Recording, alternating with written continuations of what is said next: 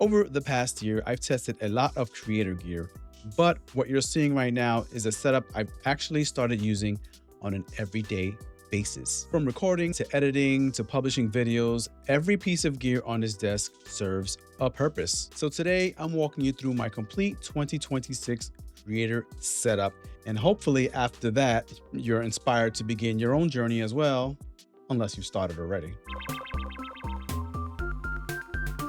Now, one thing I've learned over the years is that a great creator setup isn't about having the most expensive gear. It's more so about having a workflow that removes friction.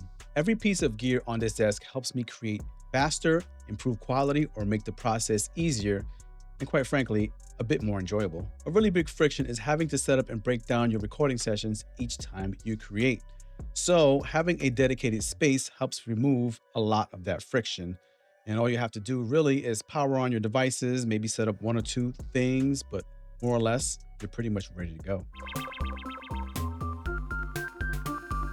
For most of my videos, the Canon R50 serves as my primary camera for talking headshots at 4K 30 FPS, which tends to look fantastic like right now. The best part is it's not expensive. I have a couple of lenses, two different lenses I use mostly, 18 by 55 millimeter and 24 millimeter. That's it. That's probably the most expensive part of this setup. My Canon SL3 gets plenty of use for secondary angles and product shots, for example. For shorts, behind the scenes content, B-roll, and product shots as well, I use my iPhone 17 Pro Max, which is typically shot at 4K 60. I also use that for additional angles as well. The OBSBot Tiny 2 Lite, which I use also for another additional camera for capturing overhead shots for product reviews and the sort. Now that OBSBot camera is pretty good, has a nice white balance, super sharp 4K, and lightning speed PDAF focusing. Depending on the project, I use either the Camlink 4K or a cheap budget capture card, War-Key capture card, and I use both to capture my cameras straight into OBS. I hardly ever use SD cards or capturing directly from the camera. They've both been working pretty good overall. Lighting is one of the biggest upgrades you can make to your content creation. A poor lighting strategy will have you looking amateur and unappealing to the eye for the most part. Now, with that, you got to pay attention to things like color temperature, diffusion, direction of the light itself, the brightness, and so on. There's a whole science behind that. I can get into it in another video, not this video. For my setup, it's actually pretty simple. I only use two basic lights. Now for my key light or my main light, I use a budget adjustable key light, all hardware button presses to control it. And for my backlighting or my side lighting, my fill lighting, it's basically like the key light I got on my desktop, which is just on a larger stand, which sits typically over to the right or behind me for some side lighting like you see there, giving me that warm light, or behind me to give me some kind of rim light or hair light. Finally, I use RGB ceiling lights or background RGB lights just for some atmospheric, some ambiance to your setting. You want to make it look nice for your viewers, and that's kind of what makes this scenario here sort of pop. Audio is probably one of the most important parts of your setups. Now, viewers will forgive average video quality long before they forgive bad audio quality. Now, my primary microphone is the Wave DX by Elgato. Now, the Wave DX is mounted to an Elgato Wave Pro boom arm. And the good thing about it is that when I'm not using it, I can just kind of tuck the arm of the microphone away on that low profile boom arm. All audio settings and routing are configured entirely through WaveLink by Elgato. I would recommend getting the WaveLink XLR Mark II interface to fully unlock this. While we're on the subject of audio setup importance, it's a perfect time to loop in the sponsor of this video. Elgato's Wave Next lineup of creator tools is the next gen of content creation.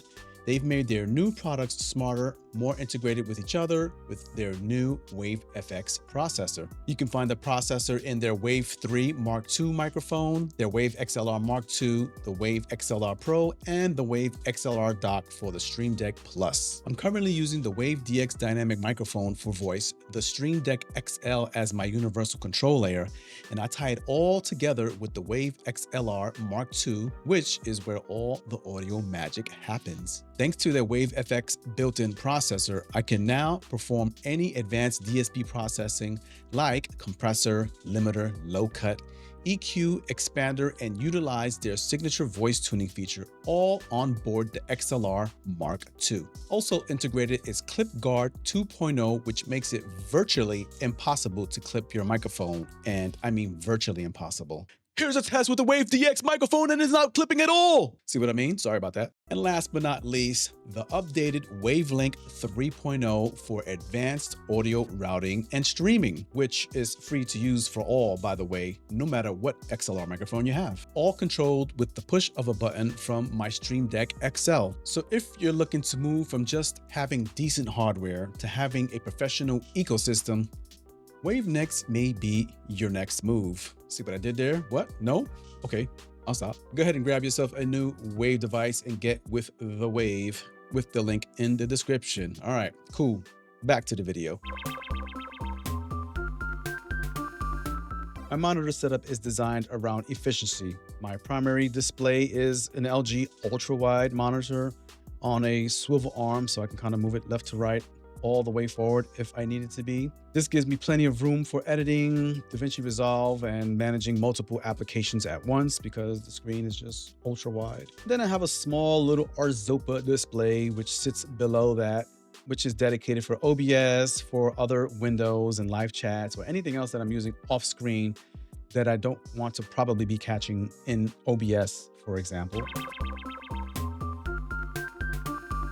If there's one device that touches almost every part of this workflow, it is the Stream Deck XL. I use it to control scenes, launch applications, trigger audio controls, automate repetitive tasks, for example, and manage recordings. I also use the Elgato teleprompter, which has completely changed how I record now and script content. For the most part, I use it mostly just to put bullets into my script, and then I'll just read them real quickly, and then I'll just go off the top because I know what I'm going to talk about. My USB dock here on my desktop makes it easy to connect external drives, camera SD cards, laptops without constantly reaching behind my PC, for example. You just want to make sure that your dock or your USB hub that you connect to your PC has pretty decent or fast ports.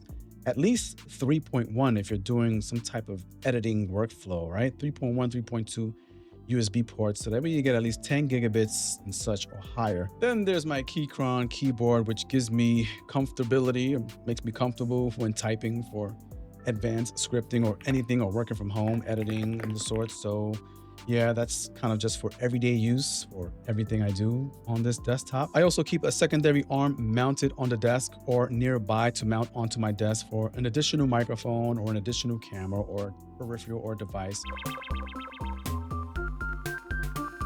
Now, this setup didn't just happen overnight. It's kind of evolved over time, and I've discovered what genuinely helps me create better content and work more efficiently. If you look at some of my earlier content, you'll see that the lighting probably wasn't as good, or it has improved over time. And when I say early, I mean like really early. I'll give you a little snippet of what my initial video looked like when I first started YouTube. Yep, that's me right there. And that is the lighting, and that is my overall posture. Yep, come a long way. And my background, everything was just not great. Hopefully this gives you some idea of how to improve your own creator workspace and how to set up your lighting and your microphones and stuff like that. If you want to know more about the Elgato WaveNext ecosystem and how that could advance you in your content creation journey a lot faster than just stacking gear, check out this video right here. That will take you to that video where I go through all of how this could help you become a better content creator, more efficient, and improve your audio workflow and process. All right, I'll see you in that video. Later.